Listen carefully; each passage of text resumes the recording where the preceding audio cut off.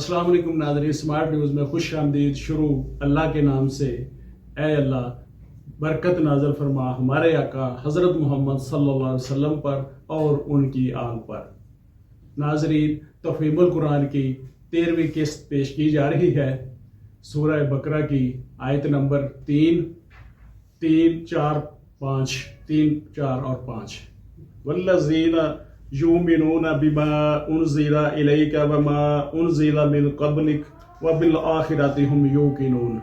اولئک علی ھدی من ربہم واولئک هم المفلحون۔ جو کتاب تم پر نازل کی گئی ہے یعنی قرآن، اور جو کتابیں تم سے پہلے نازل کی گئی تھی، ان سب پر ایمان لاتے ہیں اور آخرت پر یقین رکھتے ہیں، ایسے لوگ اپنے رب کی طرف سے راہ راست پر ہیں اور وہی فلاح پانے والے ہیں۔ یہ 5ویں شرط بیان کی گئی ہے کہ آدمی ان تمام کتابوں کو برحق تسلیم کرے جو وحی کے ذریعے اللہ تعالیٰ نے محمد صلی اللہ علیہ وسلم اور ان سے پہلے دیگر زمانوں میں دیگر انبیاء پر نازل کی، اور اس شرط پر قرآن کی ہدایت کا دروازہ ان سب لوگوں پر بند ہے جو سرے سے ہی اس ضرورت کے قائل ہی نہیں کہ انسان کو خدا کی طرف سے ہدایت ملنی چاہیے، یا اس ضرورت کے قائل ہوں مگر اس کے لیے وحی اور رسالت پر رجوع کرنے کو غیر ضروری سمجھتے ہوں، اور خود کچھ نظریات قائم کر کے انہی کو خدائی ہدایت قرار دیتے ہوں، یا آسمانی کتابوں کے بھی قائل ہوں مگر ان کتابوں پر ایمان لائیں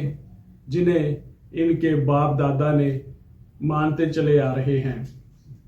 اور اسی سرچشمہ سے نکلی ہوئی دوسری ہدایات کو وہ قبول کرنے سے انکار کرتے ہوں۔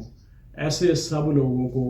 الگ کر کے قرآن اپنا چشمہ فیض صرف ان لوگوں کے لیے کھولتا ہے جو اپنے آپ کو خدائی ہدایات کا محتاج مانتے ہیں، اور یہ بھی تسلیم کرتے ہیں کہ خدا کی یہ ہدایت ہر انسان کے پاس الگ الگ نہیں آتی، بلکہ انبیاء اور کتب آسمانی کے ذریعہ سے ہی خلق تک پہنچتی ہیں، اور پھر وہ اسی اصلی اور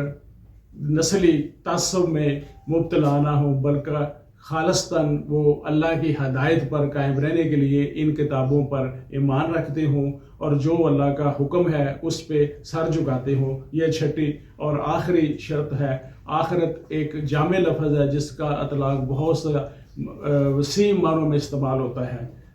یہ کہ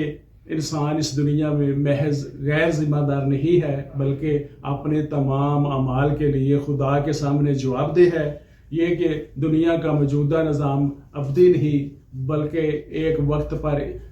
جسے صرف خدا ہی جانتا ہے یہ سب فنا ہو جائے گا۔ یہ کہ اس عالم کے خاتمے کے بعد وہاں ایک دوسرا عالم اللہ بنائے گا، اور اس میں پوری روح انسانی کو جو روز اول سے لے کر قیامت تک پیدا ہوئے ان سب کو بیک وقت پیدا کیا جائے گا، اور سب کو جمع کر کے ان کے اعمال کا حساب لیا جائے گا، اور ہر ایک کو اس کے کیے کا پورا بدلہ دیا جائے گا۔